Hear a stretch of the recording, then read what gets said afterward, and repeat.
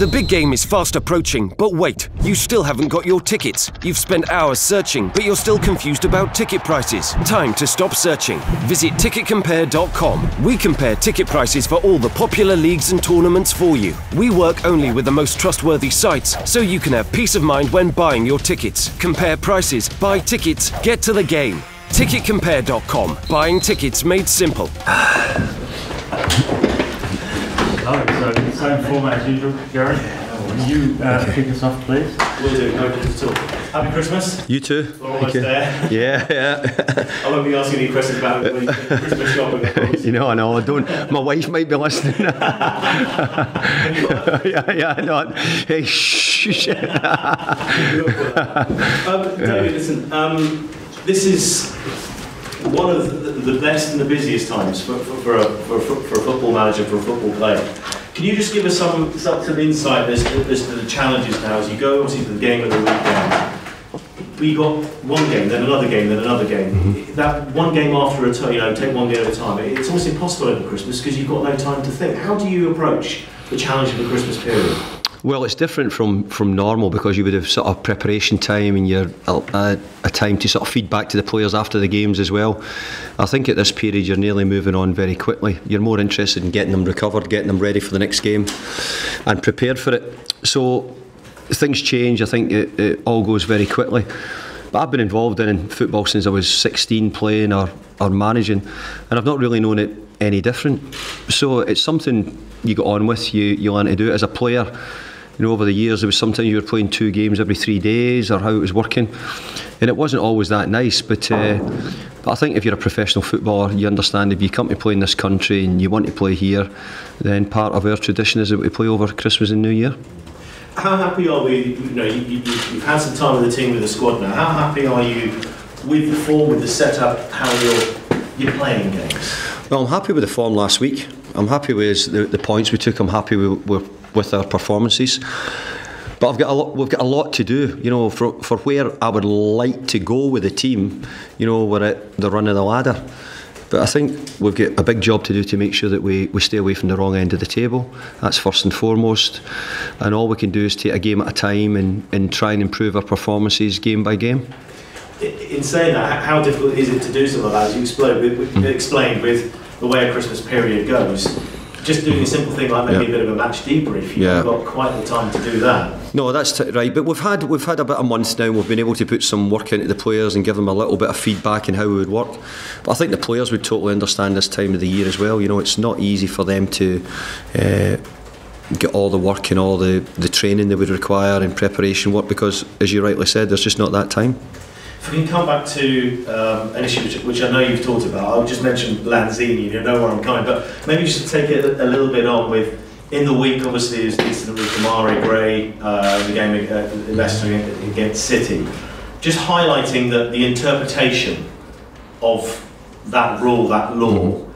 How far away do you think, or what needs to be done so that you don't have an incident where you've very upset about what happened with Lanzini, then you've got other incidents happening where there is no action taken, because it's all about the implementation of the rule, how the referees, the match officials deal with it, and then how the FA deal with it retrospectively. How far away are you thinking before it actually becomes something which is actually going to work?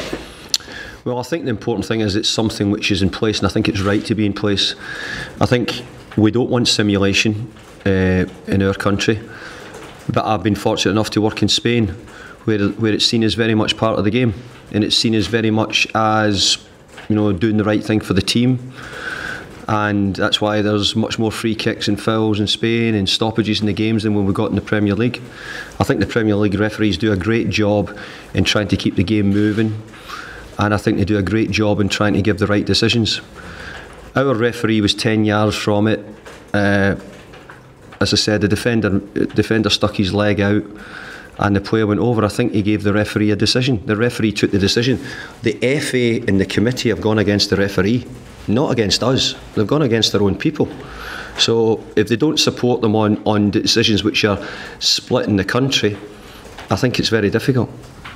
Now you've had a bit more time to reflect on it, just still irritating, annoying, frustrating, is it what's happened with the Lanzini decision? No, we've moved on now. So Yeah. you asked the question. I've given you my opinion of what I think. I think the rules brought in is a really good rule. I'm disappointed with the decision because I think that there is similar situations have not been dealt with in the same way as ours has, and I feel that's a bit unfair. It's more than unfair. Just moving on to something probably that is unfortunately just part of football now. Paul Clement sadly lost his position at Swansea. Just your thoughts on why that comes about, why clubs have to make a decision, and obviously with what you've done here at West Ham, given the impetus needed, what is maybe some of the decision making behind changing a manager at what can be a crucial part of the season? Yeah, look, I know Paul well. He's a really good coach. He's experienced now. He'd done a great job in Swansea. Last year he came in and took Swansea up. But I think I've experienced it as well. I think when you're at a club which has been a regular team round the bottom, it makes it very difficult, to actually completely change it. Something has to change, or 1 year you do fall over. So, unfortunately, the game we're in now means that the manager's job is very short, and I think I think we all understand it now. I think when you're a manager, you come into it and you understand that this is probably the way it's going to be. Just to elaborate on that, when you first came into football management, just can you give a sense of the perilous nature of being a manager, whatever time of the season it is? It can be a short job spec sometimes. It can. It's got worse. I remember when I was a young manager coming in, you used to always look to Italy and say, isn't it terrible how they treat the coaches and the managers there? They get rid of them so quickly. But I think now, we're up there with the, changing the managers around. We've got lots of foreign owners, which has changed the dynamics. Obviously, the money which is in the Premier League now is made things greater. It's getting much harder to play young players because of the demands that you have to win, and every game now is near enough a cup final. Every game you're involved in, but we love the game. We like to be involved in the game, and I don't think it'll change if you're a manager, but obviously it changes that you can lose your job if you don't win enough games. Just thoughts now on the weekend, Newcastle, a manager you know well, both of you were dominating Merseyside for many a year. Yeah, Rafa had really good Liverpool teams. In fact, I look back at Liverpool and I look at their teams now, and I think it'll be hard to come up against better Liverpool teams when it was Mascherano and Xabi Alonso and Steven Gerrard and Hippie and Carragher, Torres. I could go on and on. Really, Dirk Kuyt. They're really, really difficult to beat. But we had a few battles over the years. I missed Rafa when he went to Real Madrid. I was just left Sociedad, so I missed him in Spain. But obviously we've had over the years we've come across each other. What do you make of Newcastle at the moment, and what do you think in this game? The areas where you're looking to exploit their weaknesses. Well, it's a game. We're at home. I mean, I've got to say, our crowd have played a brilliant job in helping us. There's nothing would give me sort of more pleasure than giving them a great Christmas present of getting 3 points on Saturday. We had a really good win at Stoke against a competitor. We need to try and do that again against Newcastle as well. So we're at home, and we have to try and hope that the crowd, everybody's behind us, and we can all enjoy our Christmas period. Just a final couple of questions for me on you explained very eloquently earlier on about that concertina with all the fixtures. In terms of preparation for the upcoming transfer window, when do you kind of start work for that? Where are you looking at areas where you may need to improve or want to improve? Mm-hmm. Well, I would hope that once the window closed last August, yeah, that the work would have started then. I mean, that's what work should do the football clubs, and I thought the clubs I've been with, you start your work immediately to see what might be available, what you might need come the next window. I think as managers we do need a couple of windows sometimes, either to get players in or change things around. But as we talked about just recently, now you don't always get that period to do so. So I'm hoping that we can add to the squad, but as always, there's no guarantees that will happen. Areas in particular that you'd like to? Mm-hmm. Yeah, we've got areas we need to strengthen in. We've got areas where we've got a lot of players, but there's areas I think if we could strengthen in, we would do. But I would really like players who I think can go into the team. But again, I repeat myself from probably a week or two ago, the most important players at this moment in time are the players who are at West Ham, and that those players keep performing at the level they're at. They're the ones who I'm really interested in. Hi there. Any injury news for us? I doubt with Mikel Antonio, who couldn't play in midweek with a bit of a calf injury, so that gives us a question mark about him. After that, I hope that most of the Czech Coyotes trained this week, so we're hoping that he'll be available. After that, I think that the big ones is like Mark Noble won't be available for the weekend. What's wrong with Mark? Mark's got a bit of hamstring injury. Yeah. Happy with last week's performance, but you did mention to Gerard just then about where you would like to go with the team. Where would you like to go? What is your ambition? Well, my ambition is always be to be at the top. It really is. But obviously, doing that, it's here it's small steps, and sometimes it's a long journey. Quite often now, football supporters don't like the long journey or the thought of the long journey. But really, you know, to get there, I don't think we're necessarily going to be a club who'll go out and spend hundreds and hundreds of million to get there in the short term.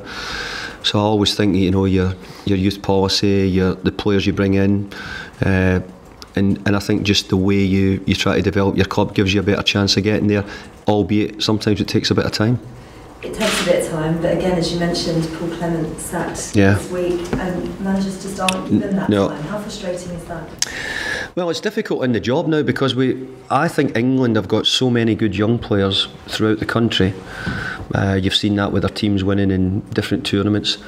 For all those young players not to be getting a chance to play, but that's because of where the Premier League's at the moment. The Premier League is making it so difficult for the managers to play them. Paul Clement's a relatively young manager and coach who needs to be given time as well to build his team. And I don't think whoever manages Swansea is going to always have a good time. I'll be surprised if we thought there's somebody out there who could manage Swansea and wouldn't have some good times, but lots of bad times as well and some good times.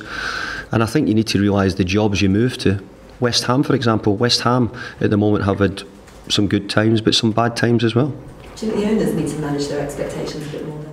Yeah, I think that we've had a big influence of foreign owners who, want their teams to be in the top league because of the money which is involved as well, and rightly so. And they're putting in a lot of money, but I've got to say they're getting paid an awful lot of money as well. Newcastle struggling. You're on the ascendancy. How much confidence do you go into this game? We go into the game with big confidence. We go in there hoping to show our supporters, our home supporters, how we played at Stoke City. The result was good for us. We've had a good week in Premier League points, so I think there's a lot of things we're doing right. I want to do much better. Where my vision is to where I would like it to go is somewhere else. But at the moment, the small job at the moment, winning the games, being hard to beat, and picking up points it can be the only thing we can do. This is going to be one of those impossible questions. In your ideal scenario, where would you want to be at the end of the season? Where would you want to finish? This season. Well, it's a simple question. It's making sure that we're not in the bottom three. That's a simple question. My own heart tells me that I would love to see us climb the table, and depending on how results go in coming weeks, we may do that. We may do that. So we've got to plan for that. But up until last week, you couldn't talk about anything else but getting outside the bottom three. We came outside the bottom three, I think, certainly since the first time I've been here. But I don't know how often before that, how long West Ham have been in the bottom three. Okay, cameras off, please, guys.